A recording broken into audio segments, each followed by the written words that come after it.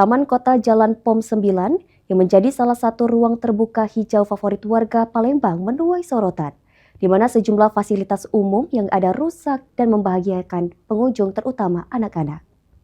Bersama saya Hania Sabita dan juru kamera Muhammad Aidil.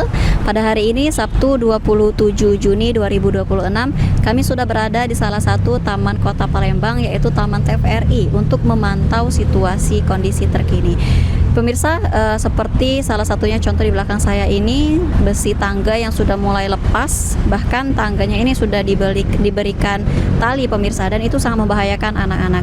Dan juga ada beberapa fasilitas lain yang sudah keropos, sudah lepas, dan ada juga papan informasi dan besi-besi yang sudah mulai tercoret-coret pemirsa. Baik pemirsa, saat ini saya sudah bersama warga Palembang, yaitu Julia dan Cila. Baik Mbak, selamat siang. Bisa disebutkan sebagai warga Palembang, apa tanggapan untuk fasilitas yang sudah rusak di Taman Kota Palembang ini, Mbak? Tanggapan Julia, ini atas fasilitas dan tempatnya sangat memprihatinkan. Pertama, fasilitasnya udah banyak yang rusak karena tidak dijaga. Terus juga seperti itu, himbauan informasinya banyak yang dicoret-coret. Jadi memprihatinkan.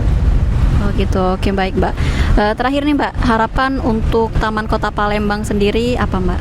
Kalau harapan dari Cila nih, supaya kita juga itu kalau misal kita main ke sini itu lebih dirawat dan dijaga. Contohnya seperti buang sampah. Ini buang sampah juga kita harus buang sampah sama tempatnya, jangan kayak buang sembarangan gitu. Terus sama semoga juga pemerintah lebih memperhatikan taman kotanya supaya ini lebih diperbaiki lagi dan diperbanyak mungkin mainannya. Oke Mbak.